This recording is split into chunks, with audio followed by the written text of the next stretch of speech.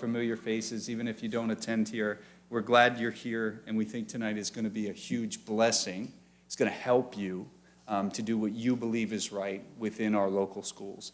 I was asked if this would be a religious presentation, and my response was, anybody wondering that? If you know me, that's a good question, right? I can make anything about the Bible, right?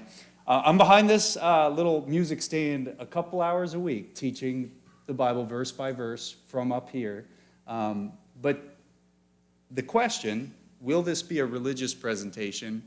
The answer that I sent back was only if parenting is inherently religious, right? I think there are many parents that want to be good parents that aren't religious, that aren't people of faith, but they still love their kids and they care about their towns and they want to see schools doing great. I could say amen, but that would be religious, right? I want to share a couple of quick quotes with you. One is from my namesake, Samuel Adams. Hopefully he's not someone you know too well, if you catch my drift. I often get called Samuel Adams. My name is actually Samuel Evans, but that's been going on my whole life. Samuel Adams said, and now I'm going to say it slowly. I wish I had it in writing or we could have gotten it up on the screen, but I'm going to say it real slow, okay? If virtue and knowledge are diffused among the people, they will never be enslaved. Let me repeat that. If virtue and knowledge are diffused, spread among the people, they will never be enslaved. This will be their great security. Benjamin Franklin, he said this, a Bible and a newspaper in every house, a good school in every district, all studied and appreciated as they merit, are the principal support of virtue, morality, and civil liberty. George Washington, on the importance of parents in education. This one amazes me. All I am, George Washington said this, all I am, I owe to my mother. Thanks, Mom. She's quoting it. All I am, I owe to my mother. I attribute all my success in life to the moral, intellectual, and physical education. I wonder what he's talking about there. Maybe some spankings, I don't know. I attribute all of my success in life to the moral, intellectual, and physical education I received from her. You guys all know the phrase, the hand that rocks the cradle rules the world. Man. And one final quote from Daniel Webster. If truth be not diffused, error will be. Listen again. If truth will not be diffused, error will be. So what is my prayer for tonight? And in the Bible, there's a verse. It's succinct and small and tucked in the Old Testament. And it's a reminder to all of us not to despise the day of small things. You know, it'd be great if we had 1,000 people here, but this room is full enough. You know, if I can be a little religious, if 12 disciples turn the world upside down, or, as I would see it, right side up, then so can a room full of people who are willing not to let, or not to. I'm so grateful for Charlie Kirk. I think many of you are here, you feel the same way. But that man did a lot of our talking for us, and he's gone, and his whole goal in life was to inspire us to stand up and do what we can on the local level. My son, is he in here? He's probably, yeah. My son, this was great. We were just riding in the truck this week. He said, I wish I could be like Charlie Kirk, right? I wish I could inspire people like Charlie Kirk. He's a freshman at the local high school. You know what I told him? You can't. Don't despise the day of small things. Where are you at now? What opportunities do you have now? A lot of us have high ideals, but we haven't put our feet in motion to carry them out. Sometimes the problem is a lack of information, a lack of understanding of what can be done. And that's why nights like tonight are so important, because we will be given the tools from Heidi and Alan to go forward and to begin to accomplish what I believe God has created us for. To leave the world a better place for sure, to transform our schools. Now remember that morality, right and wrong, has a place in education, and that a free people is a well-educated people. We can do better. Parents have been cut out of schools for a long time because we're not perceived as experts in our own children's lives. What a tragedy and what a shame. I think as we raise our voice, in small ways or in big ways, we can do a lot more than we think.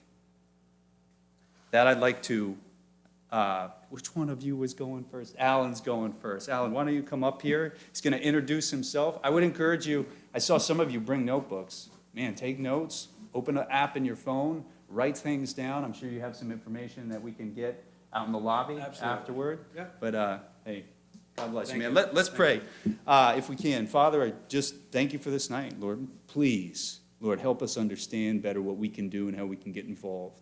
And then we can put our ideals to action, and that's actually called faith, stepping out and venturing out and doing something. Father, we pray this in your name. Amen. Amen. Remove this. Thank you, Pastor Sam. Thank you to the church, the board, and everyone in here tonight. It's greatly humbling to ever get a call and say, will you come out? We see what you're doing. How are you doing it? And will you help us? So my name, to start, is Alan Sarvinas. I live in Topsom with my wife and 2 children. I myself have my son here tonight, somewhere in the room, taking pictures. So that's him over there, Brennan. We moved here about 15 years ago. I grew up right outside of D.C., so about 15 minutes that way. And when I met my soon-to-be wife, the goal was to not raise our kids 15 minutes outside of D.C. I mean, it was pretty simple. We moved up here to her grandparents in Hancock Point, and then moved down to Topsom after working at BIW a couple years. And I remember the first time we bought a trampoline. And when you buy a trampoline, you also buy everyone else's kids to come to your house every day. And it was lovely, right? It was the suburban, Topsom, everything was great. The kids were still in elementary school. Ours went to private school. But we used to have 10 to 15 kids all the time. And our kids were growing up with the other kids for a few years. And then middle school came. And my wife, this touches my wife a lot too. And then our kids and those kids were just naturally started to divide. One set was talking about some stuff. Ours were coming inside, asking, what are they talking about? Now, at that age, their brains are deconstructing, reconstructing, so obviously some of that, but not to this degree, right? No middle school kid should come home, get on a trampoline, and start talking to the other kid about Nazis or something way above their thought process. So then we started talking to their parents, and their parents were kind of like, we don't know where they're learning it from. And it kind of led into 2020. And that's when the government really decided to come into my home, walk up the split stores, and really touch our lives, which got me stepping into almost probably where a lot of you are today, and to figure out what's going on and how I can help. That day I came home from work. I'm assuming everyone in the room has had a job at some point, right? So it was one of those just normal days coming home from work. I come in the house, we have a split level. I go upstairs, and my 6-year-old, who's now 11, is feral. Never sits down, always in the woods, just wants to. That day, he was sitting on my couch looking at a blank TV screen, like this one or over here. And I'm like, all right, I just got home from work. Give me a few minutes before I figure out why he's melting down. And then I walk into the bedroom, and there's my wife sitting on the end of the bed crying. And that was all over our specialist, who pretty much saved my ability to sleep at night. My wife's stress, because our son has chronic asthma, very bad, walks around with a bag. And all we wanted was a face shield for our son, because he was passed out at school with a mask on. We didn't ask for no mask. We didn't ask him, but they just refused. And the specialist, on the appointment date, refused to see my wife. All because she simply didn't want to put her name on a piece of paper, that somehow the government would find out and take her license, or some other crazy thing government shouldn't be involved in. And at that day, that's when I realized I wanted to know more. Why is government reaching into my home? And it led me to the school district. As you know, most kids go to the public schools. And at that time, there was the Thompson Fair that we volunteer at every year. There was no one wearing masks. It was the summertime. Everybody was happy. Then as soon as everybody went back to school, all of a sudden school slammed them on. And then after that, everybody started putting masks back on. And I'm like, hold on a minute. Are they using kids in schools to kind of condition us, like we have to follow along? And that's what led me into school boards and where I'm at today. And whether we like it or not, if we homeschool, we don't, the public schools are influencing all of our lives. Most of kids go to school, they're driving culture, and politics is downhill from culture. So if you don't like the way the politics are, or it's starting off in culture, and they're using the schools to seed what government wants. Whatever the majority in government, whoever it is, they're going to use the public school system now to try to produce as many people that agree with them as possible. And we developed and came out and partnered with Parents' Rights in Education. 6 of us, let me back up, 6 of us, parents, got together and said, we want to step back. How do we organize this? How is this supposed to operate? I was no different than anybody in this room, I promise you. By trade, I'm a mechanical designer. I'm not an activist. Right? I wasn't. I am now, and I'm a proud activist. And so we found Parents' Rights in Education. And the number one draw for me was that this is what I cared about most, was parents' rights. Because if we do live through rigorous individualism, then I want to be able to raise my child and guide the upbringing and care of my child. And more of us doing that even in the public school system, through opt-outs, through FERPA, PPRA, all these are laws that hand you absolute right over influencing your child at school. So that's why we brought this. We wanted something to tell people exactly what we're focused on, and we're exactly focused on parents' rights and education.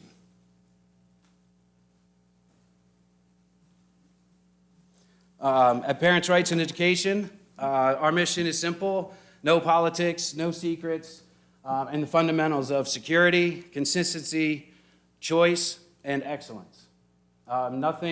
Anything prosperous needs those fundamentals. If you don't have security, you won't have consistency. And if you don't have consistency, then you can't take advantage of opportunity.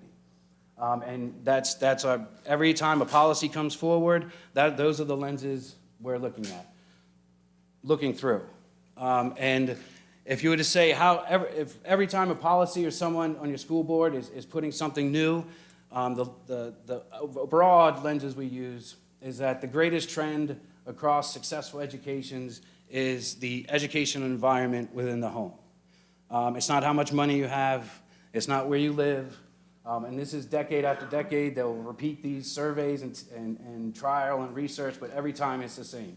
The educational environment within the home is the greatest trend across successful educations. So how does that apply? That means anytime your district makes a decision, your teacher, superintendent, principal, if that disrupts your home in any way, your child's academics are going to go down.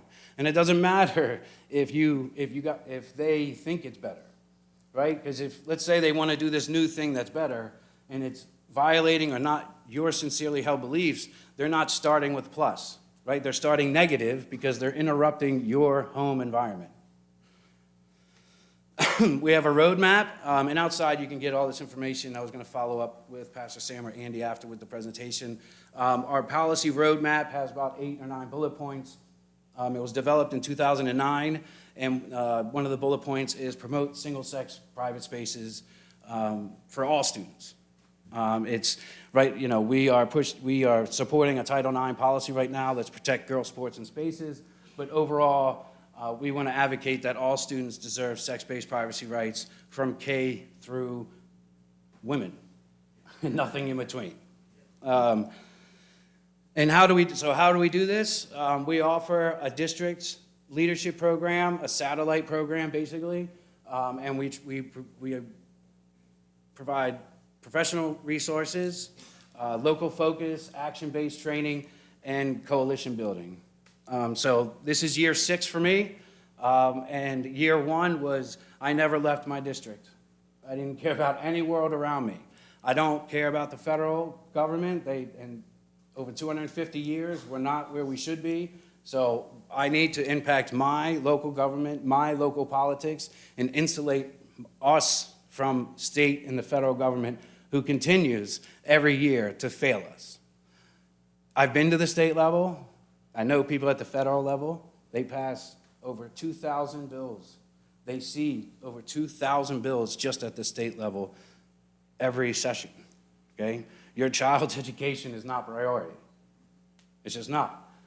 There's lobbying. Lobbying's been a part of government forever. So I'm not talking bad about it. It's just a reality, right? Your child, your school, they're not at the top of the list in Augusta. And the only place they're at the top of the list is right here in Lincoln. I promise you that. We had a survey of our membership last year, and 72% of the members who actually join up attend school board meetings, 45% speak at school board meetings, and just around 30% then end up running for local office. Those are pretty good numbers, and really it's based on, we don't have a huge social media platform, and I'm not necessarily I don't need 1,000 people to come. We want to work one by one. Recruit one by one, train one by one, and with relational organizing, you will find over a year's period, you will have many more people behind you willing to stand with you than if you do try to relate to, many people at one time, groups of people. We also provide candidate training for grassroots campaigns. The last 3 elections, we've run quite a few, but the last one was Carla Jung in Franklin, Michelle Tucker in Gardner, which was a flip, and Angie Shostak in Greene. And our training is heavily leaned towards grassroots organizing, which is building your list, activating your network, and so on. So more recently, we've had Title IX and girls' sports and spaces is an issue. And Linda McMahon came out, and her quote was, "By natural right and moral authority, parents are the primary protectors of their children." And that's what we advocate, is that you have an inherent right to guide the upbringing of your children, but you do have a fundamental right. A fundamental right, we have absolute rights. We're allowed to breathe, and the government can't tell us not to breathe. We have fundamental rights and ordinary rights, where I can tell you there's a very heavy effort to make our fundamental rights as parents ordinary. Ordinary is they can make gas prices go up and down whenever they want. Ordinary is regulating small businesses so they have to shut down. Well, if we continue and not use our fundamental rights, which we have avenues to do so, they are going to get to the point where our fundamental rights become recognized as ordinary rights, and then the government will raise your kids if they're not already in public school. In February, March timeframe, where the girls' sports issue really exploded, MaineGirlDads.com, if you haven't checked that out, there's a group more grassroots group that came to life. There's information out there on them. The polling said 69% of Maine parents, children under 18, believe sports participation should be grounded in biological sex. And that I read that portion of the survey because that's the parents. Those are the ones that are the stakeholders. So when it comes to girls' sports, it's 70% in the state, which means in this district it's probably more than that. One more slide here. These are all the districts we've worked with hand in hand now. There's 6.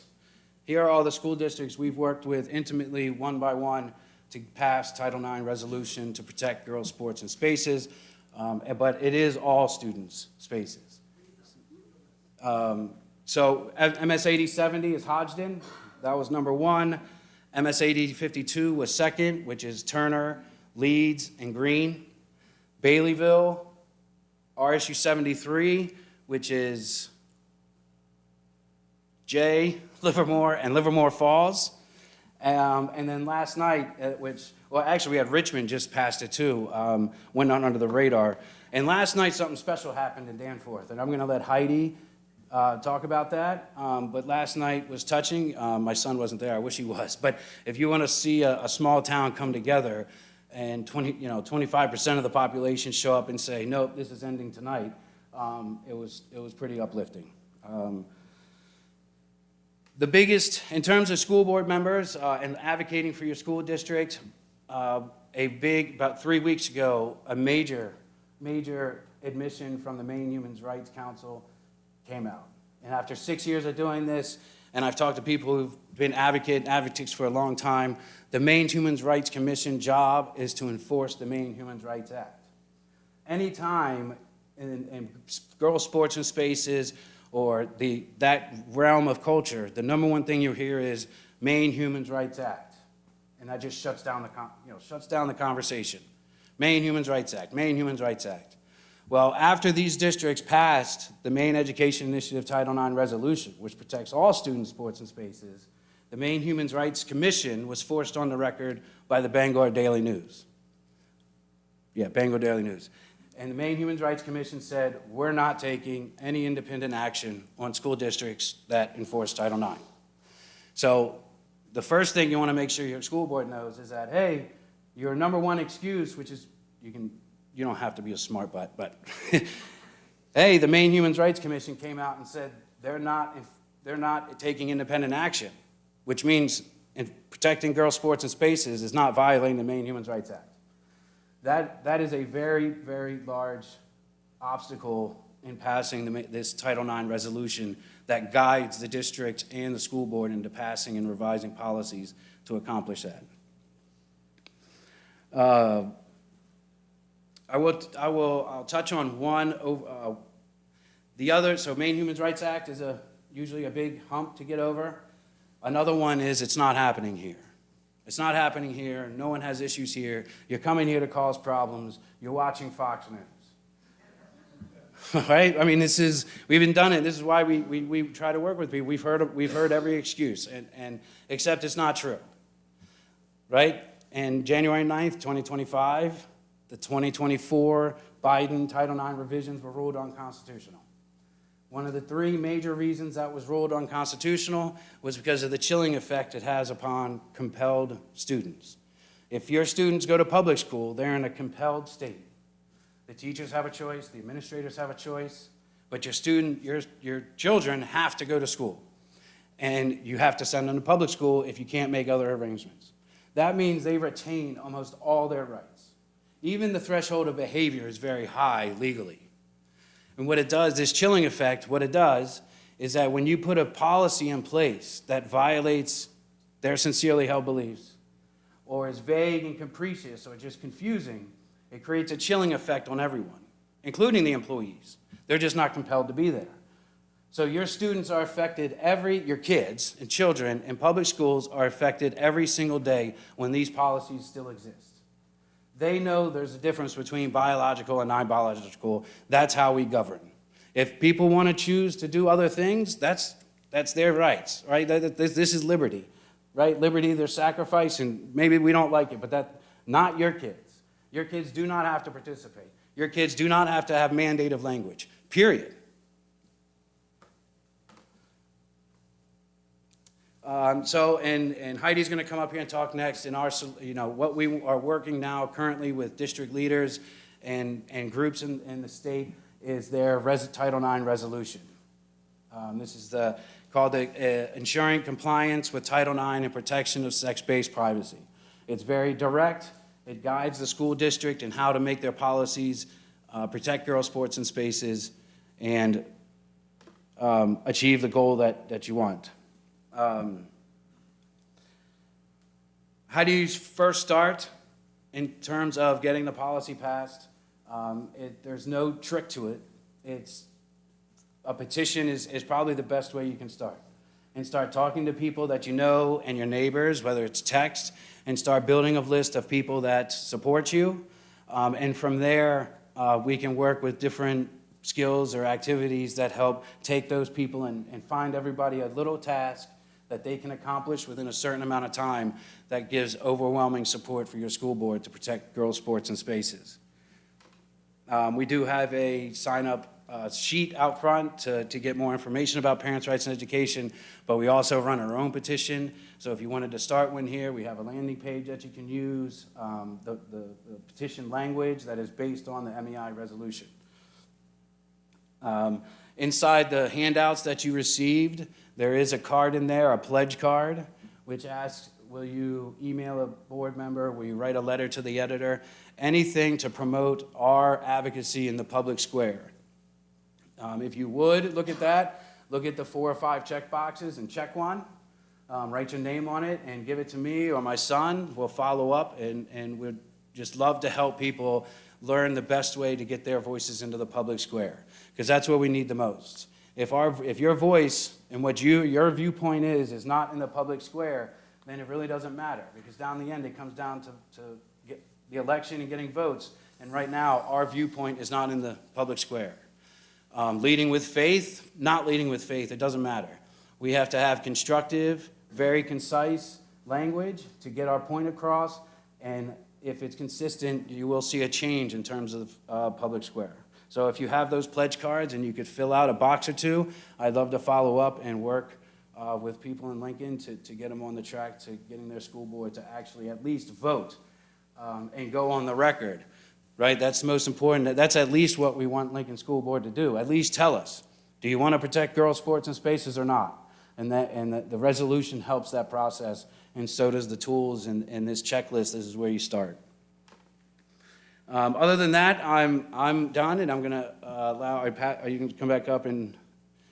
Yeah. Okay.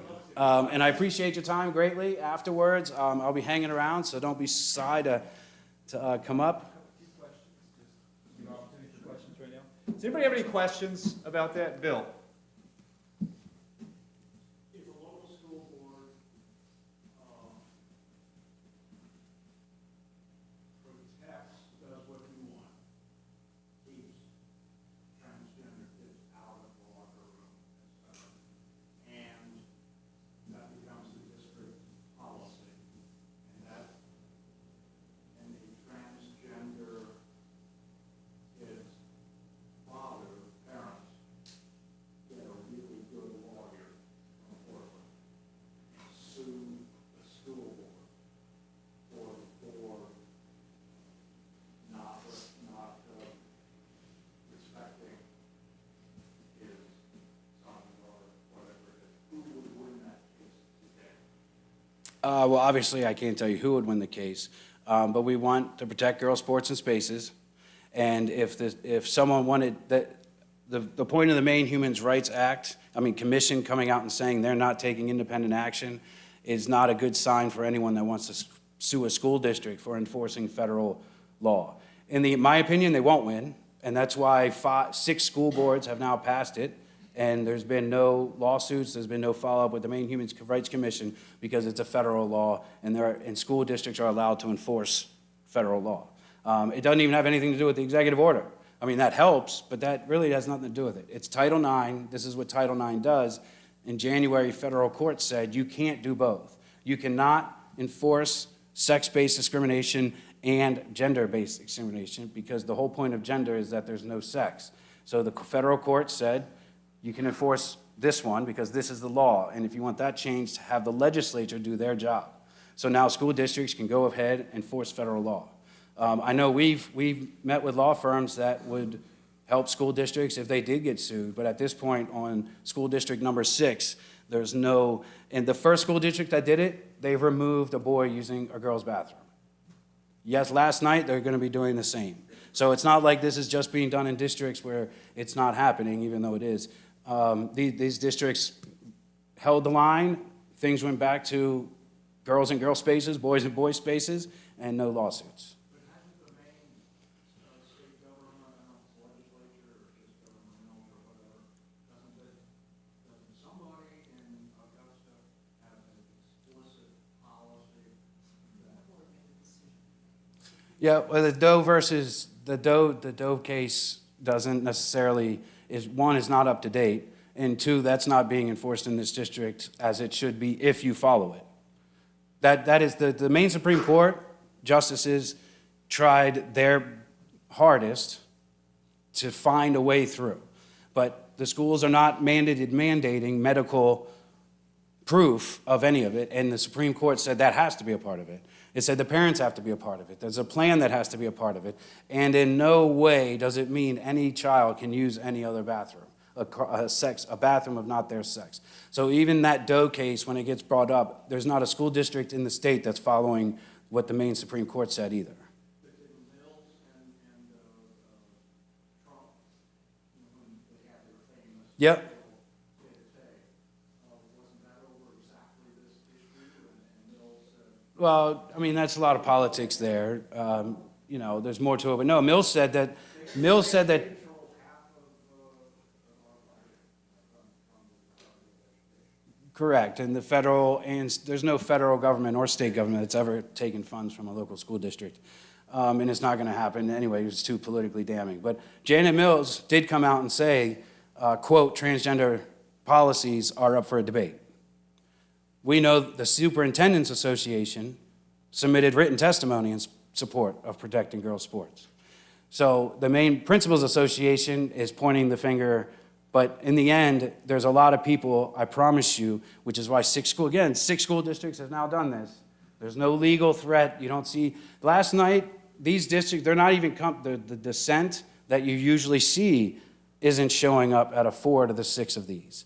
Because everybody understands that at certain age, especially adolescents, it doesn't matter, for kindergarten up, that girls, females, have a right to sex-based privacy, and males have a right to sex-based privacy. This is not a intuitive, this is based on our rights to have sex-based privacy. It's our right to do that. They can't take away our right because someone else wants to self-determine. You know what Drummond, whatever the name is, what their opinion is the Maine law right now? Yep, they've actually provided a policy to a couple of these school districts as a guide to go forward. They almost endeavorly will lose in federal court if they ever challenge it. And that's why what they're trying to get districts to do after they pass this is say, based on the federal department, based on the EO, blah, blah, blah, blah, blah. So then later, if the majority of the school board goes a different direction, they can interpret that policy different to go back without a vote. So they're even playing the game because they know they're not going to win in federal court right now, especially with this Supreme Court. I like what you said, to get our school board to go on record, because then that motivates people to vote. You went on record and you said this, that's not intuitive, that's not right, that actually removes my children's rights. Correct. And we will make sure you're not reelected, and we will replace you, and we'll get better people in there because we know where you stand, right? Yeah, Does that and make it's not, sense? and it's not personal. That's how this works. If your elected officials don't do what you want, then find new elected officials. Yep. Elect someone else. That's what it comes down to. And that's just how it works. That's how, it could seem personal, especially local politics, as neighbor on neighbor, but there's no difference. You organize, go to the end, make them make the decision. If they don't make the decision you like, you find out when the next election day is, plan backwards, and get it the next time. Are there any other questions for Alan? Alan, a few years ago, we lived at Bangor, and every once in a while, they would have a school board election. And the candidates would all line up online, and you would try to find information about them. And you couldn't find any information about them. You couldn't find out whether they were Democrat, Republican, or communist, or what. How do we approach it? I would. Sometimes by reading their blurb, you can tell what they support, they don't. Kind of put them in the category.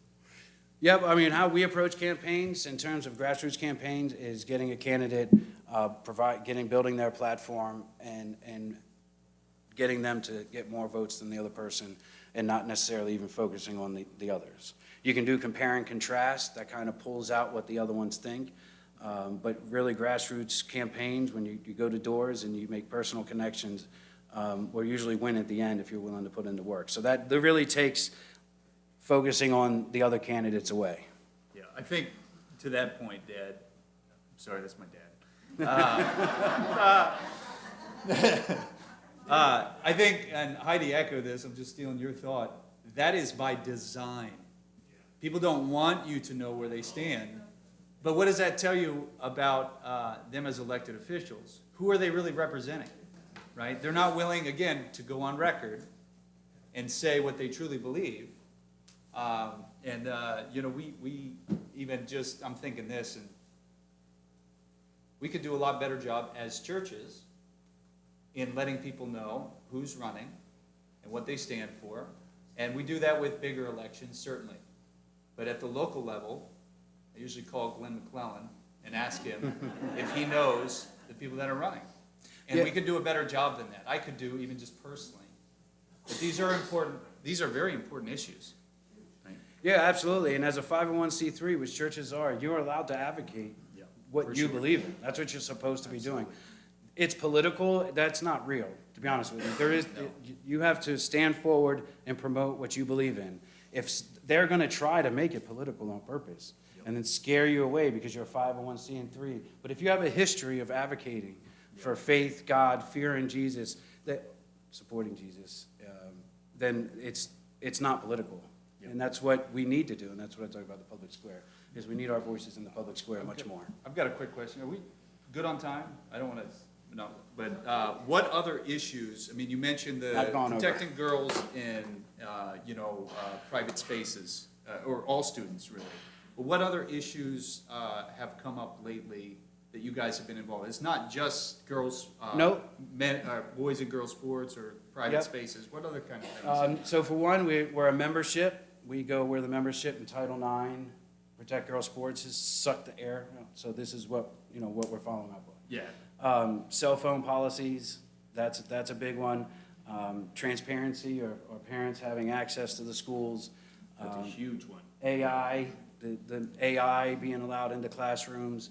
And then obviously taxing veterans and fixed income out of their homes. So the budget is always a constant. But yes, there's definitely many issues. The Maine Integrated Health Survey, opting out of surveys, what's actually in the survey. So there's definitely plenty of bullets that it does. So I like to say, I'm not here to tell you how to become active. I'm here to say, if you want to become active, tell me what you want to do, and we'll help you. It doesn't matter to me, because I know the more of you active in that school, it will produce a better product than that's currently exists. So, go ahead. What do you got? You raised your hand, right? Yeah. Yep. And we had an issue where there's a male teacher there after a past event that unfolded in the country was quoted by other students saying inappropriate things. The students reported it to staff, and parents found out through social media, this teacher isn't just about like this. This isn't just a youth thing. This has been a teacher that's reported to have made conversations in classes to kids about cannibalism, and he had no problem feeding a student. Discussions of illegal activities against his own, one of his family members, and how he would go about doing it to these kids. And I know, I personally called my kid up. I asked my daughter, do you have this teacher? She said, yes. I said, go to the office, I'm on my way there. Good. There is a policy, Heidi can speak to the policies. We have explicit policies about political activities, teacher behavior, their beliefs, and how they can and cannot express them. So your school board absolutely has a policy, a way to go forward to make sure teachers understand that's inappropriate. And then it's enforcement. I think to your point is, if enough people speak up and there's a moral ground, a foundation for what they're presenting, it's not just flippant, it's not just hearsay, it's not just rumors, things will happen. But if it's just one or two or three or four, people that speak up and then go away, why would they change? They won't. They'll continue down the path that they're going. Yep, and we've had, My question, because I know, I've seen, a couple people, some of us working 10.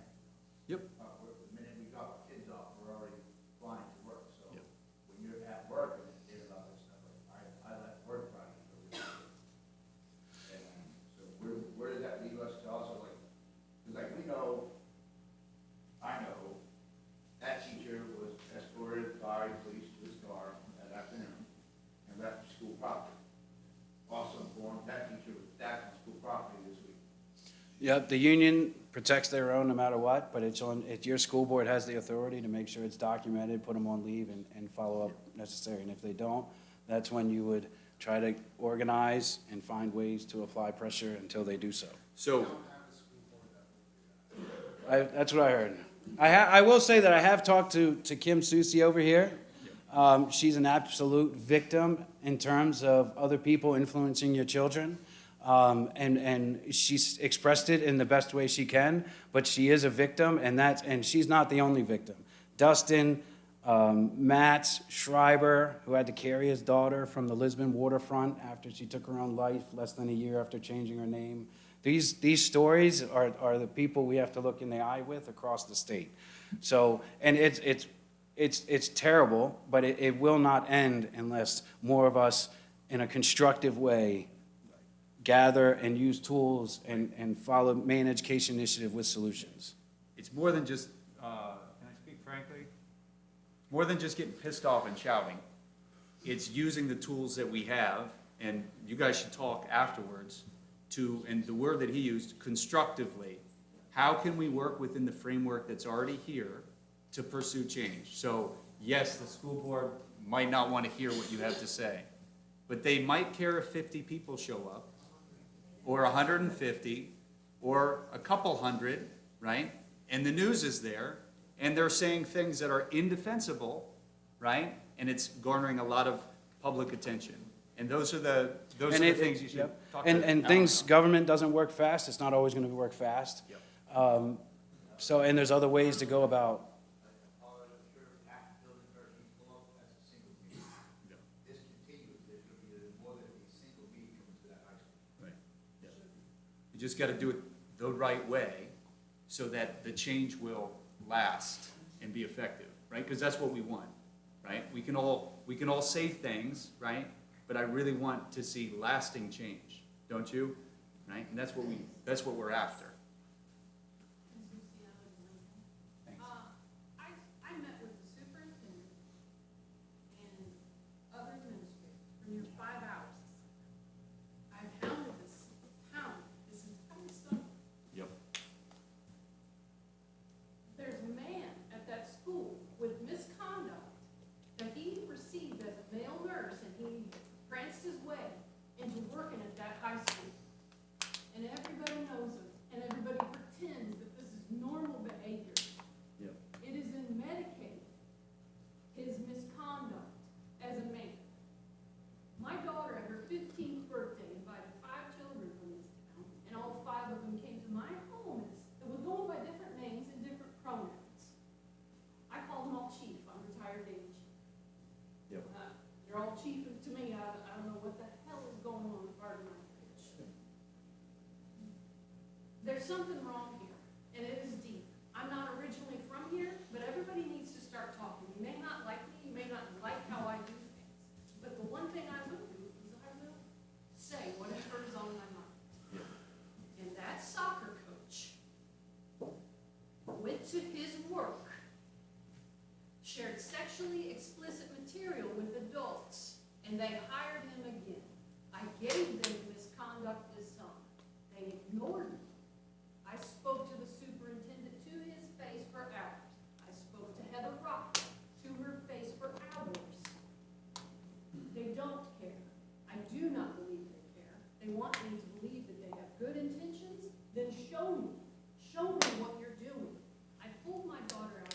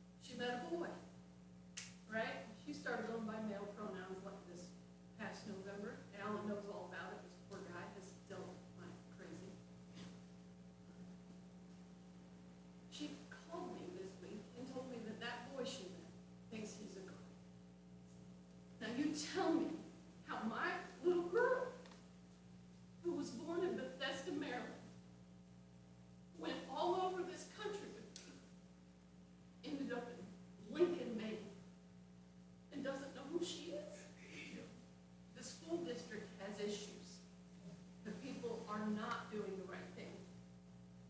I don't know how to impress upon anybody what I'm trying to say. And I'm sorry that I didn't think that I was gonna say anything. Okay.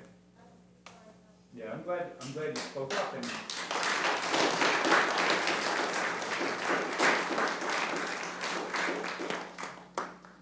Guys, there's power in hearing and listening and letting it touch your heart.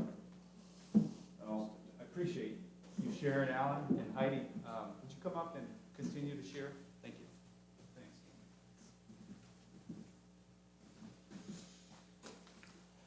Well, it's nice to see everybody. Thanks for coming. Kim, thank you. I know you've shared a lot of stories with me as well. And I just want to address this. That, like Alan said, government moves slowly. But people need to understand, and they can't be passive. There are going to be things that school, clearly there's issues in the school. Clearly. We're seeing it. It's on the news. And this is where you all live here. I'm from the southern part of the state. I'm from down south in Alfred. And I'm a long way from here. But it's you all here that have a voice. You have agency. You have an opportunity. We're here to tell you it is happening in your district. It is rampant in your district. You have a school board that is not very cooperative and is following this policy and this agenda. So it's really incumbent upon this community to start making a difference. And it starts with finding people who are going to step up for a school board, the most local level. You need to have a town council that's strong, that's going to back, they have to work together. This is a local issue. And you need to start taking back, peeling back, because you know what? To your point, most people that are responsible are working. They're not living off the state and basically not being productive. I don't want to offend anybody, but that's just the harsh reality. It's the working people that are supporting all the others. And you're at work. How are you going to manage this? This is reality. Most of us that are working have abdicated our responsibilities in the school because we're busy. It's just normal life. But folks, I'm here with a news flash. You're hearing this? Don't leave without taking some form of action. And Alan has a lot of information, and we're here to help you guys. It's the reason I'm doing this, so let me just back up. So we need to peel back the layers and slowly start changing the culture in this town. And it would be amazing if the churches got engaged. They have all these people, they sit and listen, and they're like, that was a great sermon, and they leave. Be doers, not just hearers of the word, right? I can preach it. So I just want to throw that challenge out to all of you. And if we can be of any support, Alan and I and the organization that I'm building. So I'll just tell you, I don't know if any of you even know who I am. I know two people. I've served in the legislature with them and love them dearly.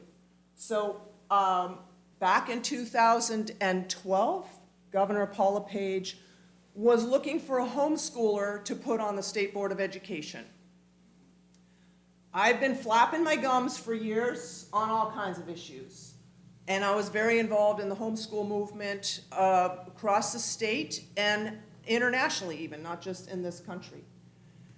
And so somebody gave him my name, and I got a phone call out of the blue. I was just happy as a clam. I just graduated my last child from homeschooling, and I figured now I'm gonna get to ski all winter, okay? You can see where my priorities were. And I got a phone call, it was in January. Would you consider being on the State Board of Education? And I thought, this dude's out of his mind. And I ignored the phone call. I didn't, I got the message and that was it. I got it again. And I thought, maybe that wasn't a crank call. So I called them back, and sure enough, Governor LePage was looking for a homeschooler. I would be the first homeschooler on the State Board of Education in Maine. Well, I discovered that when I went down to the national training, which that in of itself was interesting, that I was the first one in the nation. They thought I was some sort of freak of nature. And, they're like, oh, an out-of-the-box thinker. And then a week later, it's like, where's the big box to stick her in? So after 5 years on the State Board of Education, I learned a lot of things. I learned who the people and the players are in our government when it comes to education. And then after 5 years there and realizing that how many of you remember the battle with the Common Core? Okay, well, you're looking at the princess of no Common Core, Maine. So I was very vocal. I was on the State Board of Education at the time. Nobody knew what Common Core was, and I felt it was my duty to educate people on what this is. And it was basically the dumbing down of our population on steroids, in a nutshell. So I was very, very vocal on that issue. And so we had a coalition of people. We worked with legislators, and we had 5 different bills that we submitted. And so I got to know the legislature quite well, because I'd be in the committee, in the education committee. I got to know the education committee really, really well. And I realized none of them did any homework. They did this. They relied on other people to do the thinking for them, and I thought that was the most disgusting thing I could imagine. And so I got annoyed, and I said, I'm running. And I ran, and the following year I was sitting on that committee, and it was both sides of the aisle knew who I was and were not happy that they put me on that committee. And because I was going to challenge the status quo, and I had done my research, my background is in research. I cut my teeth down at Woods Hole Oceanographic doing research with some of the most renowned scientists. It was an amazing opportunity. So now I'm here, I'm up in Maine. I went wrong somewhere. I'm like, I got lost. But you know what? I started homeschooling when I moved to Maine, started homeschooling, and then I end up in the legislature, and I'm on the education committee. Lots of things, lots of good examples of what not to do. I learned a lot. So I knew who the players were from the State Board of Education, and they were in front of me on the education committee. So I just want to know, so that I know who's out here, how many of you are parents? Okay, great. So if you're grandparents, you're double dipping. So how many of you are teachers? How many are currently teaching? Thank you. In the local district? Okay. Where is that? In Lee. Okay. Is that Lee Academy? Okay. Because I drove by there today. It's like, oh, there's a nice little campus. Are there any people here that have served on the school board, or thinking about serving on a school board, or on school board? Okay, please see me afterwards. Casting the net, or fishing pole. This is how we're going to start changing things, one district at a time. I just want to let you all know that I can guarantee you that the school board here in Lincoln does not know what their authority is. They have been told by an organization, Maine School Management, that's made up of the Superintendent's Association and the School Board Association. They're all housed under one roof. There's a conflict there. Because who is in charge? The superintendents or the school board? Quiz. The school board. The superintendent is not in charge. The superintendent serves at the pleasure of the board. And that is law. That is law. One of the first things they tell school board members once they get elected is that you are no longer accountable to the people who elected you. You've heard that, right? Amazing. That is a flat out lie. Because in the law, that none of them are taught, amazing. They're telling them, and you have a law firm that's telling them this stuff too. Pardon?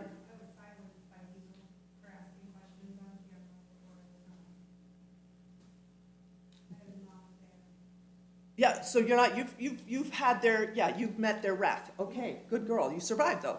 You've lived to tell another day, tell a tale for another day. So, yeah, so maybe you should go back and actually, you know, recruit some people to go with you. So there's more than just one person on the school board. But the big thing is that these school boards are used and manipulated by Maine school management, which is predominantly made up of the Superintendent's Association members, with a token school board member. It's upside down. The school boards are the directors of the district. They have legal statute on a whole host of responsibilities.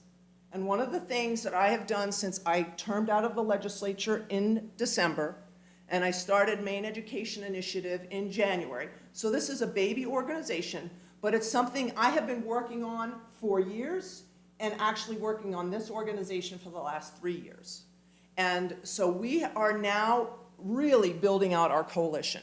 Alan is a part of our coalition as a parents' rights advocate. So he and I work very closely together with, he's like activating the parents while I'm working, coaching, mentoring, and supporting the school board members with policy, with procedures on how to bring policy forward, and also how to deal with some individuals who might be trying to manipulate and bully them. I don't like that, and I get my dander up. And I work to try and strengthen and encourage the school board members to stand firm in the law. What they're doing is legal. So what happened in Danforth last night is a school board that did not know what the law was, did not know what their authority was. They would have a superintendent telling them what to do, and a secretary of a superintendent telling them what to do. That's really out of whack. And but when you start to introduce, you know, when you pull back the veil and you start to let the light shine in, all of a sudden you see things a little more clearly. And this is what happened. Within a 3-week span, we were able to help them read the law. This is your responsibility. The superintendent is your employee. The superintendent works at the pleasure of the board. The board, that's the only person they hire, they review, and they can fire. That's the board. So when you start to flip the table upside down, or right side up in this case, you start to see them like realizing, oh, well, what about this issue? Well, what about that? And you start to expand their horizons, and they start to realize they can actually make things happen. And they don't have to kowtow to the superintendent. There should be a good relationship with the school board and the superintendent. But when you have a superintendent who's belligerent and insubordinate, that means they're not taking directives from the school board, you have a hostile environment. And they will use the central office to bully the school board members, or, you know, just, it's a culture that needs to shift. And I keep saying that school board members, unfortunately, are treated like mushrooms. They're kept in the dark and fed manure all day. And I say that as a farmer, so I pitch that stuff all the time. So it's super important for people to realize this, and as the public of this community, I would like you guys to understand the role of a school board member, so you can support school board members when they're doing the right thing, and you can help to encourage, find a good school board candidate, and then help them to run for office. And that's something that Alan and I will work with you on. So, so I'm the executive director of Maine Education Initiative. We have a coalition. I have legal counsel. I have research. And you can go to our website, fixmaineschools.com. Fixmaineschools.com. You can reach out to me at Heidi@fixmainschools.com. But you can go to our website and you can see our research on the decline of Maine's K through 12 education. We had this done a few years ago because I was tasked, someone challenged me, they said, Heidi, I want you to fix Maine schools. Piece of cake, no problem. And hence the name. But I said, if we don't know where we've been, we're not going to know where we're going. So this research documents in 1990, folks, do you know where we ranked nationally in education? Top 10. Number 1. Number 1 in math, number 1 to 3 in science, number 1 to 3 in reading. English, well, reading. Yeah, number 1. We were at the top. And now where are we? And some say we're 51st. I say that's Common Core math. So things have gone seriously wrong, and you can chart it with all of the great initiatives that they've pushed in. Common Core was one of them, and you can literally watch the chart, and we have all this online. You can literally see a drop after 2012 when Common Core became law of the land in Maine. So, so we have a research team, we have communications team, we also have our recruitment and training team, and we're just building this out. Right now I'm working with some individuals to bring them on to work on budgets and teach school boards how to manage budgets and how to find the problems in the budget and how to rectify them properly, like doing a forensic audit. So we're going to start teaching them how to do that, which is going to be amazing. Because the ideal here, public education is for the majority of the population. If we ignore this, we are going to be reaping a whirlwind.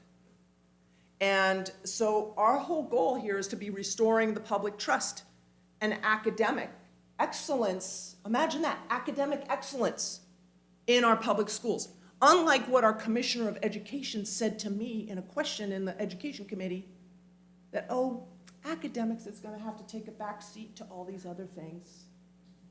All these other things, social emotional learning, coddling all these little made-up fantasies that children are living in, not focusing on academics, people. Do you wonder why children don't know how to read? Do you wonder why they can't even count change?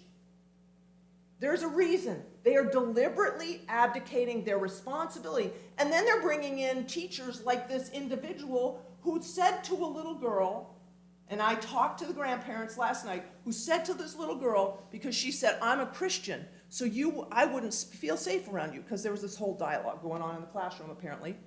And he was talking about, he wished he had an active shooter in the school, because he would show them how he would protect them. This is what I was told by a grandparent of a child in the classroom, and in this district. And she said, well, I wouldn't feel safe because I'm a Christian. He goes, well, I'd throw you out to the shooter. Throw you out the window to the shooter. How can an amoral, absolutely, like he's unhinged, unhuman. This is an unhuman behavior. I mean, I get pretty wound up about it because I've been a teacher. My whole life I've been teaching. Not that I embraced teaching, I preferred being a scientist, honestly. But being a teacher is imparting some of who you are to the children. And this is what they're doing. And they're allowing this. There should be a serious effort. I think we should be considering how you guys, as a community, deal with this. Because you cannot sweep this under the carpet.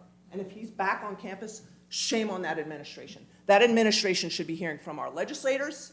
They should, literally, you know what? You guys should have a meeting. Sit down, I'll come up, I'll join you. As a former legislator that can, get really intense. So we are taking all of the things that are happening right now with Title IX, that's sort of the gift that's just keeps on giving right now.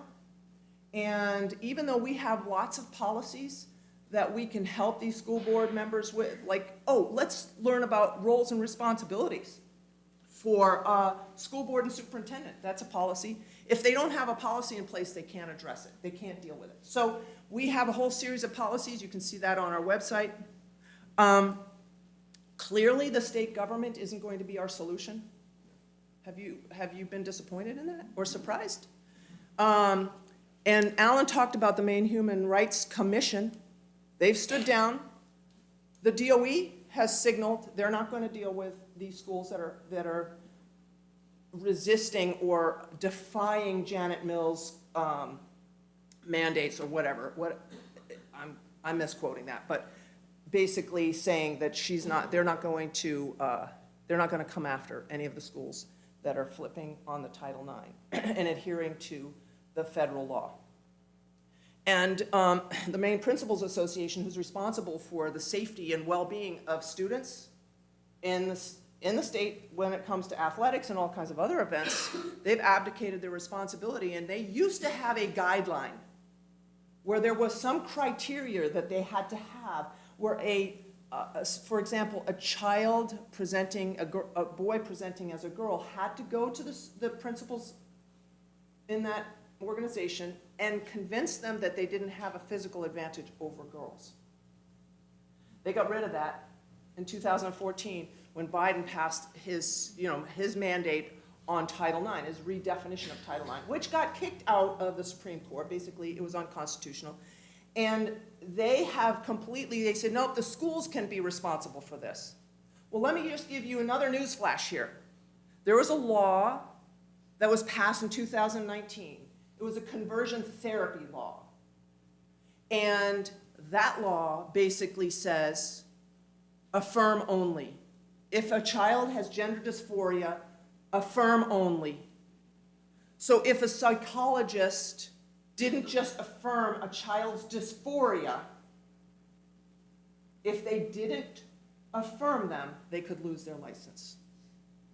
And I have a child psychologist. He was a child psychologist in the Kennebunk schools who goes and he does speaking engagements with Alan and me when we do our parents' rights panels. And he has said, I ask him all the time in front of everybody, would you lose your license if you did anything but affirm a child in their gender dysphoria? So this is the model that the schools are using, is affirm only. Well, that Supreme Court decision that Alan was talking about that was it was DOE versus RSU 26, I think it was, and it was very specific. A child had to have a diagnosis of gender dysphoria for that school district to accommodate that child. That is what it said. But you have a law firm that's telling every district in the state of Maine that, oh, you have to affirm everybody. Well, guess what? The gig is up. The kids know that this is a racket. And they can be anything they want on any given day, and everybody has to jump through hoops for them. What law firm? Drummond and Woodson. My favorite. So let me just tell you a little bit about Title IX, because there's a lot of misinformation. And it's like, oh, you have to follow state law. Well, the preeminence clause says federal laws trump, sorry if I triggered anybody, state law. And that federal law, by the way, has 50 years of legal precedence. The Maine Human Rights Act has had some litigation involving it, but never on the issue of discriminating against sex and gender identity. You can't have those two. They conflict. It has to be one or the other. It's never been litigated. So the Human Rights Commission, they're not stupid people. They know that's conflicted, because it was before my committee and we talked about that. They're like, well, we're going to pass it anyway. So who cares about the law and anything making any sense in the legislature? So the interesting thing about this is what they're doing is they're saying, we have to wait, the law firm, Drummond and Woodson, we have to wait, kick the can down the road and wait for the court case to be settled between Janet Mills, the DOE, and the federal government. So just kick that could take years, by the way. And we're waiting, and we're waiting. On the other hand, on the Title IX law that has been in effect for 50 years, there is a private right to action. Now, I want you all to listen to what I'm saying. I know you're probably glazing over. It's like, stop talking about all this stuff. The private right to action means if a girl, let's say, is out on a field hockey field, and this is an actual situation, and gets her teeth knocked out because of a boy presenting as a girl hitting her in the mouth with the field hockey ball, knocking her teeth out because he's so much stronger. And that girl, right then and there, can file a lawsuit against the school and possibly the Maine Principals Association, because they got a little nervous when I told them about the private right to action. They're like, "What do you mean?" I said, "Yeah, the private right to action. You don't know Title IX? They have a private right to action. That means they can sue immediately. They don't have to wait for this federal state case to be settled." People don't know this. School boards don't know this. And they're like, "Oh, we have to stay over here, Maine Human Rights Act, and we have to stay here. We have to honor the state law." They're not being counseled properly by Drummond and Woodson, who's scaring the living daylights out of them, and they don't know what the reality of the situation is. That's called legal malpractice. And so, by the way, if you know of a girl who has been harmed, it could be in the bathroom, it could be anywhere. There are law firms, they have approached me and they said, "Heidi, if you know of anybody that's gone through any of this, please let us know. We will defend them pro bono." So that's usually the thing that, parents are like, "I can't afford this." And you know what's interesting? The parents that I know that this has happened to, like really serious things that have happened, are usually single moms. Just kind of interesting. They're like, "I can't afford to do this." But harms are being done, and when Janet Mills says there are only 2 athletes, no, she's lying. I'll just leave it at that. And I say that with every ounce of my being, by the way. So our job, your job, is to protect our students' privacy rights. You need to understand what the law is saying. So I'm giving you a little Reader's Digest version of everything. And Alan covered a lot of it. So what are some of the solutions? If you have a school board, how many of you actually have a relationship with somebody on the school board there? Okay, is it a good relationship? Like, can you have a conversation with them? Okay. If his name is Andy, Andy's not here right now, but Andy's on the school board. Don't worry about Andy, we got him covered. It's all the other ones. So if you know of somebody. Are you on the school board? I am. You are on the school board. Okay. Well, so what I'm going to ask you is you have the right, the school board has the right to select, to hire, to choose their own legal counsel. I'm one of 12, I know. and I know Andy is with you. Yep. So, but I'm trying to give you some more information you probably haven't received. School boards have a right to their own legal counsel. It's not foisted upon them by the superintendent.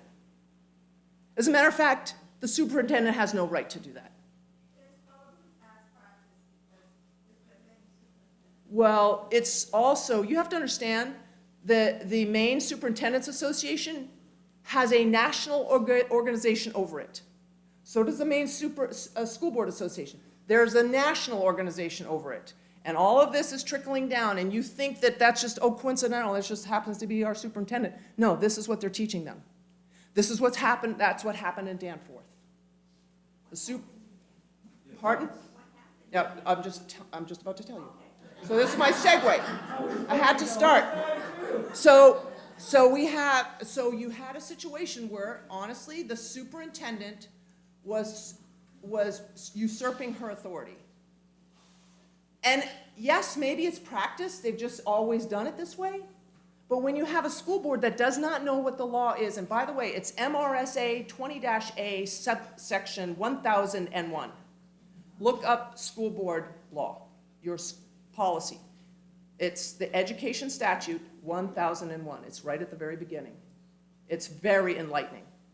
And I would encourage you, anyone that knows a school board member, please get them that law and hand it to them and read it with them. Because this is what opens their eyes to realize, oh my gosh, they're not telling me the truth. So in Danforth, this was going on. You had a situation where there's a policy, ACAAA. You're probably familiar with it. Do you guys have ACAAA? Yes, it's a pretty egregious policy. Not only that, it's not a necessary policy. And it was something that came out of Portland, and then Drummond and Woodsum, that's a lobbyist organization, they pushed it all over the state and said, oh, you have to pass this. Well, it's egregious. And at the beginning of the year, you go and look it up, policy ACAAA. I'd be here all night if I went to every little thing here. But what happened was the principal said they had to sign their contract, and they had to make sure they knew they were going to honor this policy, which is keeping secrets from parents, which is calling kids by the different names and using pronouns without parents knowing it. That's a violation of the federal law. And so this one teacher, a beloved phys ed teacher, outdoor phys ed teacher, she said, I can't. Morally, I cannot do this. And so she resigned. So she had a letter that was written, actually my attorney helped her write the letter. It was very powerful, and it's put it right out there what was really going on.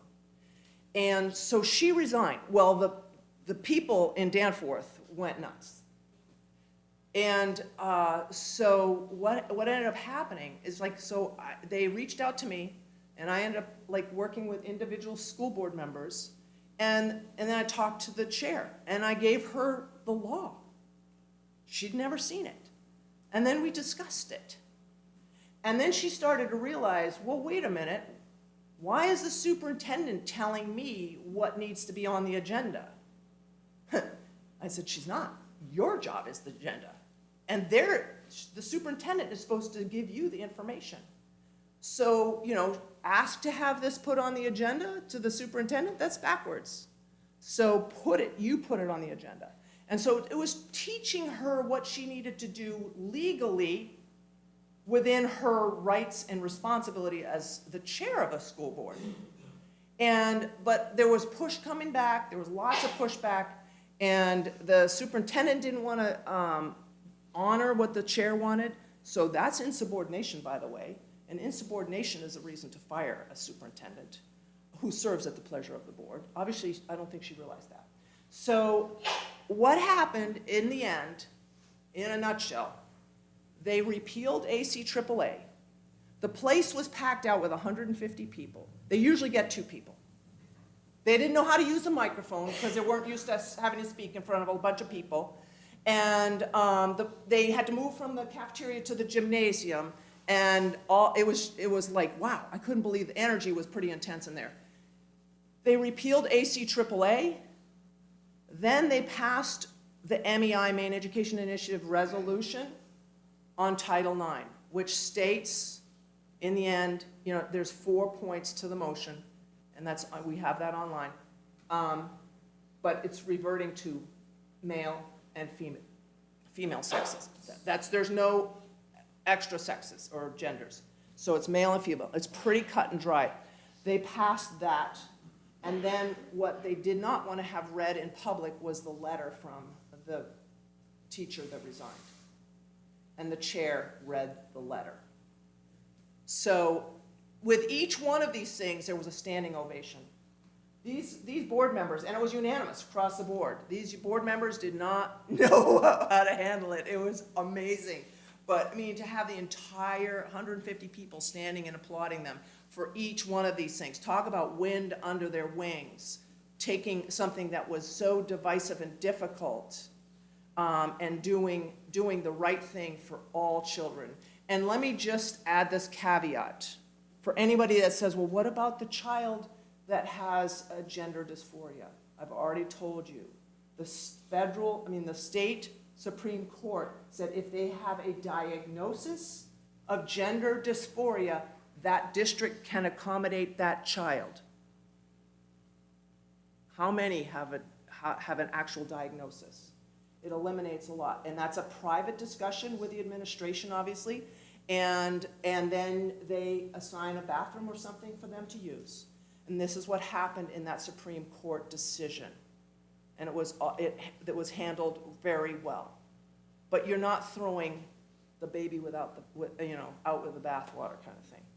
So I would encourage you all to, if you're interested in learning more about what we're doing, go to fixmainschools.com. Feel free to reach out to me, even if you don't agree with me. Actually, I'm okay with that, because then we can have a dialogue. And there's probably a lot of things that I have not shared with you that need to be communicated if you have a specific question on something.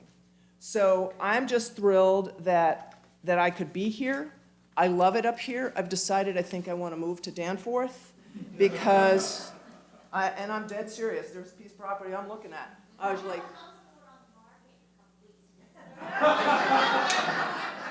I love it. Now I just have to convince my husband to get a pilot's license so that he can come up here and then he can fly to Boston when he has to go to work. So, but anyway, I digress. So are there any quick questions? I have you speechless. No, yes, go ahead. My name is Kelly Bard, and just want to let everyone know that, well, currently my daughter is a freshman at Maine Academy. I was a part of the moms that we did have conversations with the superintendent. We'll see what happens as of tomorrow night. But also, I want to share, my daughter's been at the Christian school up until last year, and I've been really struggling sending her up there. I've worked at MA for 16 years. I was in the district for 20 total. I left because I couldn't deal with it anymore. But my daughter in the Christian school, now I'm really struggling having her there. So I am officially on the ballot in November for school board. If anybody wants to support me. Give her my card. Give her my card. And I would love to talk to you about that. Yes, please do. So, Thank you. as Mary said, she's one of 12. It's very hard. I've heard over the years. I've been struggling. Do I even want to do this? I'm just one voice. But you really gave me the strength I needed. I walked in here and told my friend Heidi that I can't do it. I just can't. But you really gave me that strength. I appreciate it, and I'm going to do everything I can. I just want to be positive. I want to feel good about letting my daughter go to that school. Yeah. I'm really struggling. I love it. Well, I have. It breaks my heart. I have some school board members that are on the school board that did it for the same exact reason. Because they had no other alternative for their kids, and they were like, well, then I'm going to run for school board. So thank you. And you know what? To put it in perspective, we only need like a handful of school board members, and then we have the majority. And then we can bring in common sense policies. And that's what it's all about. It's not divisive, it's common sense policies. They have to just establish some foundational policies that over the years have been gutted, and it's like a sieve. So everything that is put on top just goes right through, and it's not helping anything. Our kids aren't learning, the culture. School board members can control the culture of their district. They can set the tone. They're in charge. They have to be reminded of that over and over again because that is not the message that is given to them. And I'm not saying they're going to be authoritarian, lording it over everybody. No, you handle it respectfully. You just need to know what your authority is. And with great authority comes great responsibility. So you don't take it lightly. And you make sure that you follow the law. And don't just take my word for it, go investigate it for yourself. That is what a thinking person does. But unfortunately, you have the culture where it's like fear comes in. You have to do this now, you have to do this now. Anytime you hear that, just go, time out. Back up. Stop and think about it. Go investigate it. Because if they're trying to rush you into doing anything, passing anything, pushing anything, that goes for the legislature too. There's a problem there. Houston, we have a problem, and I smell a rat. And you need to identify that and just have the courage and the moral compunction to say, whoa, time out. I do know we have. I know I've heard one legislator that's in this room that has said that. I've heard her many times without having she doesn't even bat an eye, and she'll speak up. I haven't gotten to listen to you in committee, but I have her. She doesn't mess around. So support these guys. They are amazing. We're so fortunate to have them representing this part of the state of Maine, and Irene Gifford and Kathy Javner.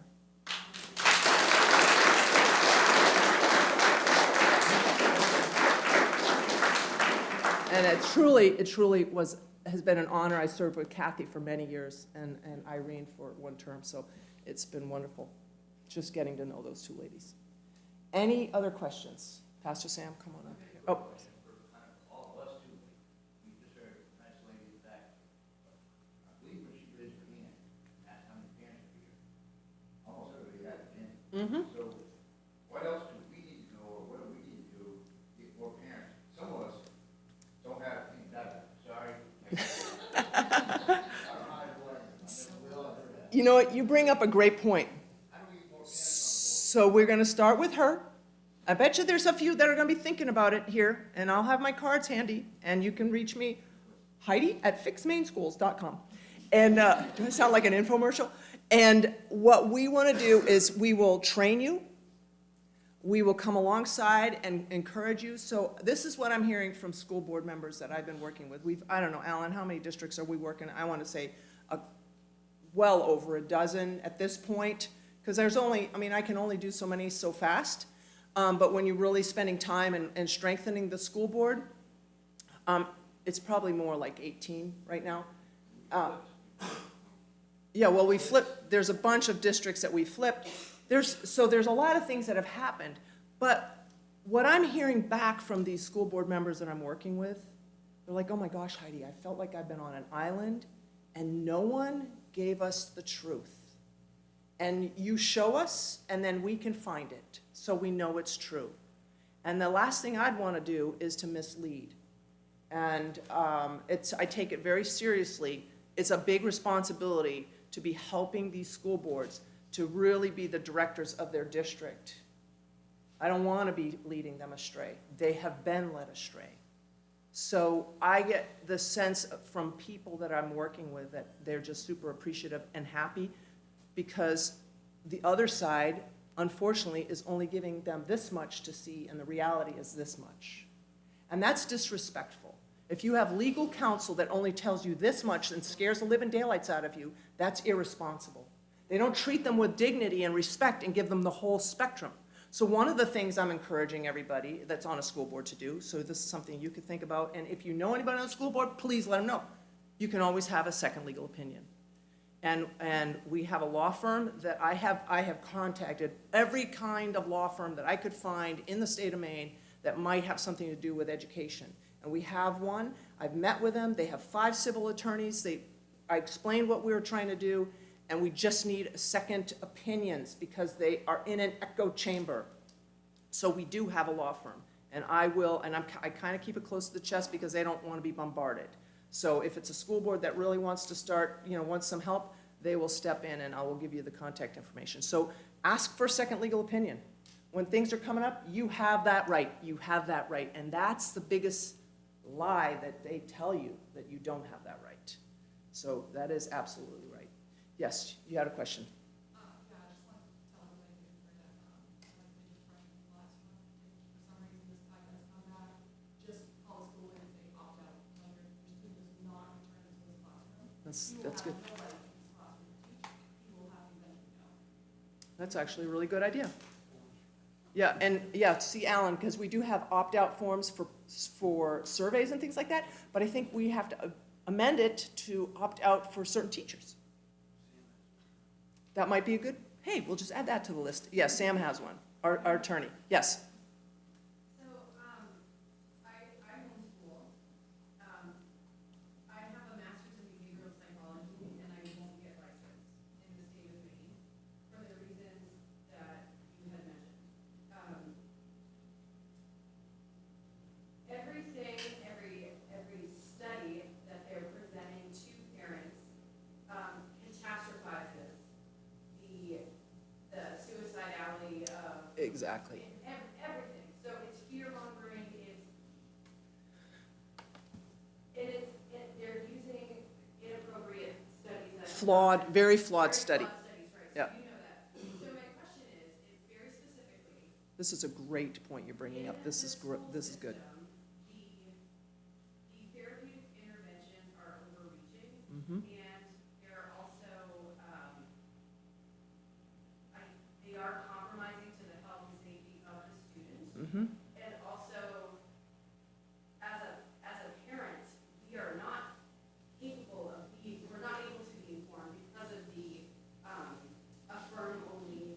So how do we specifically infiltrate that within the school system? Because I know that, unlike other areas, there are some HIPAA policies within that office would be, I'm hoping the person is licensed in there, but, when a student walks away with a chest pain, and the parents have no idea or understanding. So how do we approach that? Because I wish that mental health was a priority, but this is not mental health. This is mental manipulation. So Yeah. how do we infiltrate that as parents? And they manipulate the parents with false data, Yeah. false science. It isn't science. It's made up, it's fabricated, it's adulterated garbage. Yeah, no, they don't want to look at the real studies that are basically saying this is all a farce. There is, let's talk afterwards. We have some forms, so one of the things is getting the school board to pass some policies that this keeping secrets from students is illegal. And it is a violation of your parental rights. It is a lawsuit, potential lawsuit. It was a rule change that the legislature passed 4 years ago. That this was put right into the policy to have privileged communication with children. And that means really anybody in the school, and they don't have to be licensed. They can be social workers that just got hired. They don't even have a license. And they're advising your children, and they have, if you study, if you look into the School Counselors Association, social workers, National Social Workers, I don't know if it's association, but anyway, they have a very, very, very distinct agenda they're pushing. People, let me just give you another news flash. When most of you went to school, you had guidance counselors. They're no longer guidance counselors. They are school counselors, and they are not there for the same purpose as a guidance counselor was. They have completely changed, and it was about, 10 years ago maybe, they literally changed their mission statement and everything. Go look up the National School Counselors Association, read their mission statements, and go and look, and if you want to reach out to me, we have some really hair-raising information about them. And no, they're literally steering them in a certain direction. And this is very disturbing, and keeping secrets from parents is how they can do it. So that's one of the things that we are working with Danforth on. They're going to have some policies they're going to put in place to, now that they got the ACAAA out, to put in those guardrails where that is not allowed. You can't do it, the district administrators cannot do that as internal procedures. It's off the table. So that's going to be, this is why school boards are so important. because you can't necessarily go waltzing in and see what's going on. So, check with us afterwards, talk with Alan, or grab me, and we can direct you to some either forms that you can have or policy that you can try and bring to your school board. And just keep in mind, we are a growing organization, we are a baby, so there's a lot of things that as we see needs, we are developing the tools and resources to help. So, yes, why don't I go to you, Dave, and then I go to you. Yep. Go ahead. Go ahead, you can start. Just real quick, I gotta go put our dinner order. Yes, Just 3 minutes. okay. I'd like to take a minute and add to this guy's question. And Holly, I'm calling you out. I have spent the last 6 years traveling the United States as an independent journalist. I have seen the worst, and I've seen really good. Holly put me over the edge in January. I was supposed to be in DC with my camera crew filming the inauguration. She sent me the comments that our wonderful town manager made regarding the refusal of Lincoln answering the 911 call, who led to the lady's death up in Tacoma. So I'm the knucklehead that made the video. We have serious problems with the school board. We have serious issues with this town council. I didn't decide to run for town council till 3 or 4 weeks ago, because I had been trying to recruit 3 other candidates to run. We have 4 seats up for election. We can take over the majority. What can you do? You can't run, you don't want to run, you're not able to run? Get involved with this lady's campaign. Anyone who's good, a good candidate, get involved. We need volunteers, we need people to help knock on doors, we need people to make phone calls. There's all kinds of things that you can do to get involved and make a difference. Okay, Dave, I'm gonna hire you and bring you on my team. You can work with Alan. We've got to get the school board and the town council. When we put money before human life, and that's what my campaign is, life, liberty, and the pursuit of happiness for Lincoln. We gotta get back. We gotta get back to the basics. And I gotta call our general. Okay, okay. Good man, good man. Make sure she's fed. Just to add on Yeah, to the school council please do. part, I talked to the superintendent again, because things come to me slowly. My daughter would always talk about the. Stand up so people can hear you. Sorry, the counselors would allow the kids to come in and have lunch. And when I was a kid, a guidance counselor just talked to you about what you wanted to be when you grew up. And it clicked this summer that my daughter was going in there and hanging out with the school counselors. I don't know these people. So I talked to the superintendent, he was supposed to put it on the agenda to stop that, because they're mental health professionals. That adds a whole other level to a counselor. Exactly. So they even had signs up there saying, oh, no lunch today, can't hang out in the school council office, which, by the way, has the rainbow flag. Yeah, The guidance counselor, it's still labeled guidance. yes. Yeah. So be aware. Yeah, beware, it's not, just to say, oh, well, I went to school there, I graduated from there, it was great, I turned out okay. Folks, it's not the same. It is a totally different environment. And I think we need to probably cut this short. Sam, come on up here, and I'll let you handle it. Another quick question on that. The Well- issue that the counselor, I think, must also be one of the, I don't know how many other parents here are aware, should be aware. Not only do we have that public counselors with kids, but I can stand here on grounds, being arrested myself before, and let you know, do you also know, this town understands, your school resource officer does not have to have your permission to pull your kid in that office and talk to them? When did our parental rights get to where a law enforcement officer, a legal police officer in the town that you pay taxes for, has the right to pull your child in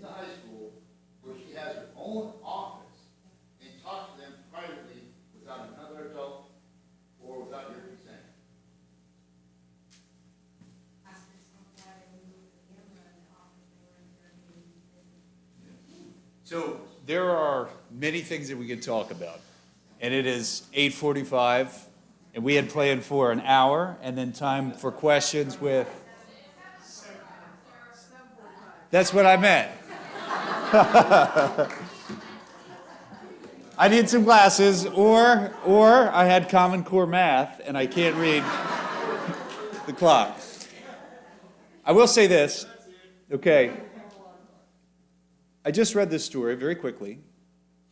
I just read this story with all of my children. We homeschool 5 kids, and we have 6 total, including our special needs daughter. I shared that with Heidi because we have lost faith in our local school system. It's a big reason for that, but we were reading, I believe it was yesterday, it's in every gospel, it's the feeding of the 5,000. All these people, the disciples, you know, they're like, okay, Jesus, we've been at this all day. You should send the people away. We're tired. And they had their friend John the Baptist. He died, got beheaded. That's kind of gruesome, but they were upset with that. They wanted some R&R. And Jesus turned around, and he told them something. Anybody know? They're like, the disciples are like, send them away. They need to get some food, right? That's Donald Trump right there, I think. I just accidentally did it. Send them away, right? And Jesus looks at them, and he says what? You give them something to eat. And they're like, but we don't have anything. And this little boy comes up, and he's like, yeah, you do. Whoop. And he gives them 5 little loaves and 2 little fish. And one of them, when he's like, oh, we really don't have that much, but what can so little do for so many people? And Jesus said, why don't you bring it to me? And he blessed it, and he broke it, and he multiplied it. And he fed every single person.